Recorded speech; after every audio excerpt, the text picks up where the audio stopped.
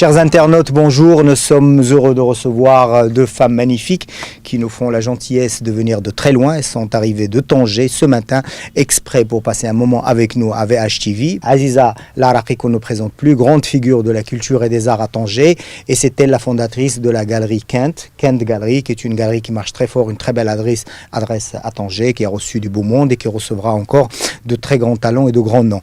On est aussi avec Ilham Bouclouz, qui est sa collaboratrice, qui est son binôme. Elle travaille en tandem et c'est grâce à elle qu'on a eu des moments forts de la culture cette année. On va commencer par Aziza Laraqi et lui poser la question.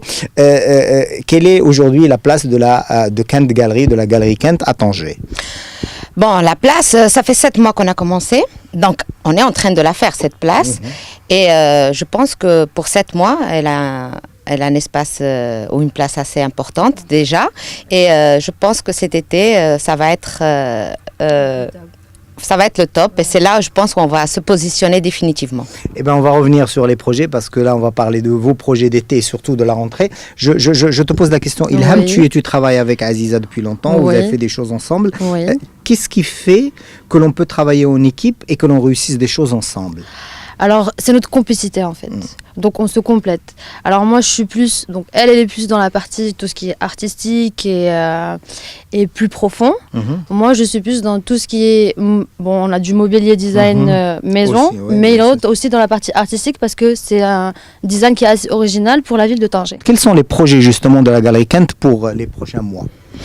Eh bien, il y a 4 projets très intéressants. Le premier sera en juillet avec une réapparition d'Ilyas El Fati. Excellent. Avec des nouveaux travaux, des nouvelles toiles, etc. Après, il y aura Mahfoudi, qui est un jeune talent qui est en train d'émerger. Mais qui est déjà connu et qui a déjà sa place. Et il répare toute une collection exclusivement pour la galerie Kent.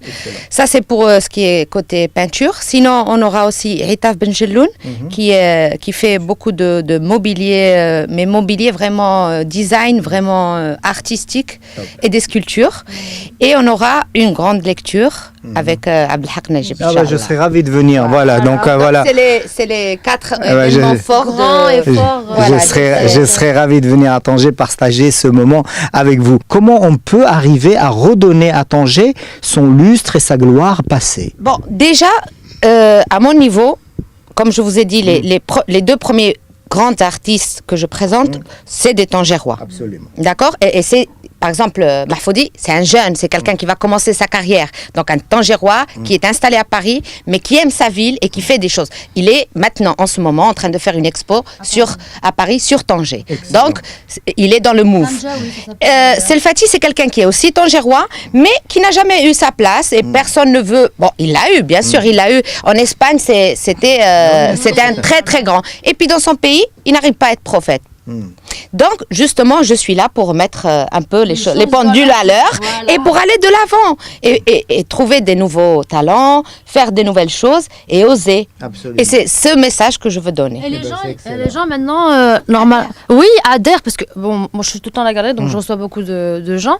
Donc, ils disent que c'est une bonne chose, de 1, le projet qu'elle a fait de la galerie, et de 2, le changement des regards des gens envers le mobilier, que ce soit du mobilier ou le côté artistique, tableau, sculpture et ce qui va avec. C'est que les gens maintenant ils commencent à chercher et souvent, comme je te dis, souvent les gens ils viennent, ils disent bon, on a entendu parler de la galerie, donc on est curieux de savoir comment c'est l'espace, comment ça se passe et qu'il n'y en a pas sur Tanger. Absolument. Et surtout une façon aussi de démocratiser l'art parce qu'à Tanger, avant que je fasse la galerie, j'ai fait le tour de toutes les galeries qui existaient. On rentre dans les galeries, déjà c'est mal illuminé, c'est froid. C'est quand tu rentres que les gens allument la lumière. Et t'as pas envie de rester, tu peux pas rester plus de 10 minutes si tu n'es pas vraiment connaisseur et tout. Donc c'est une façon aussi d'ouvrir et de démocratiser l'art et de dire madame, monsieur, on peut s'amuser et on peut faire de l'art. L'art n'est pas, c'est pas carré ou rond. C'est pas froid, c'est pas froid. Justement, il faut avoir des émotions. Et puis si les gens ne les ont pas directement parce qu'ils n'ont pas encore cette culture, ils n'ont pas encore l'œil, ils n'ont pas, on les aide un petit peu. On met un peu de musique, on met un peu d'ambiance.